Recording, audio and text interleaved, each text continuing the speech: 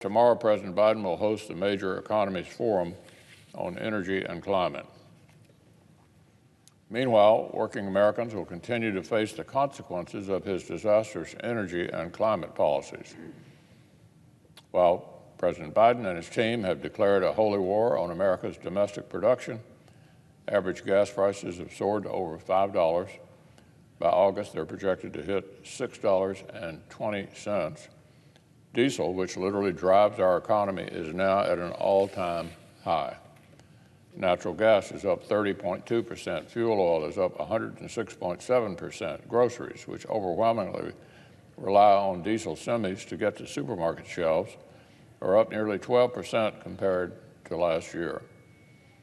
These eye-popping numbers are the predictable results of Democrats' inflationary policies, and specifically their war on affordable American energy.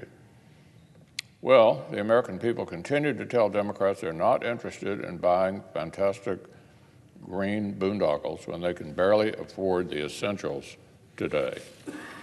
According to one recent poll, more than half of Americans are very or extremely concerned about how grocery prices are affecting their household's financial situation. Nearly two-thirds feel that same way about gas prices. But Washington Democrats are still in staggering disarray over how and even whether to clean up the mess they've made. Some, like the administration's climate czar, John Kerry, are still in denial. He said recently, quote, "We absolutely don't, John Kerry, we absolutely don't need to ramp up oil and gas production." Instead, he insisted we have to transition to electric vehicles about 20 times faster than we are now. Americans continue to report that just affording gas has become a daily hardship. From the former senator from Massachusetts says folks in places like Kentucky, the solution is just buy an expensive electric car.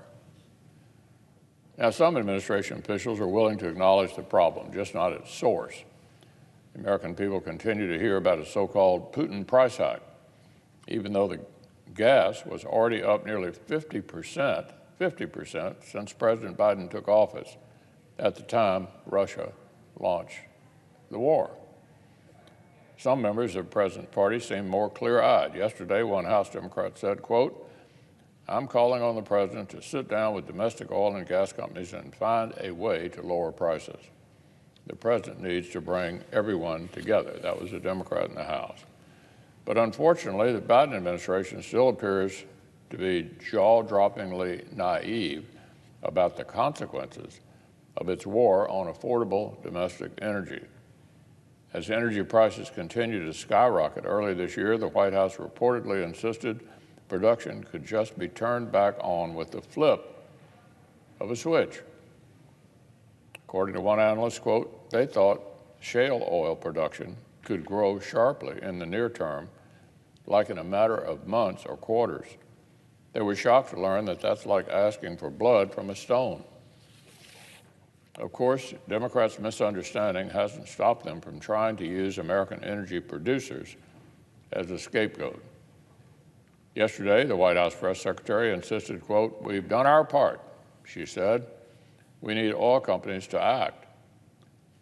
Really? That doesn't pass the laugh test.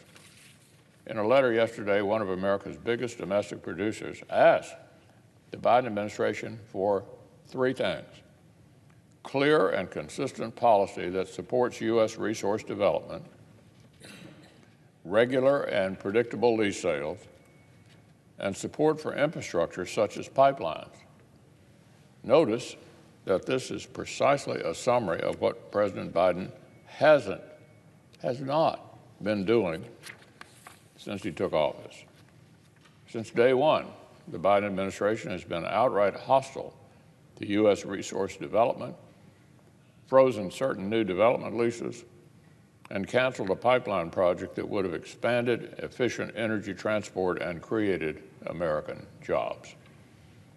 The American people are bracing for a very pricey summer, from the gas pump to the grocery store. And they know exactly Who to blame?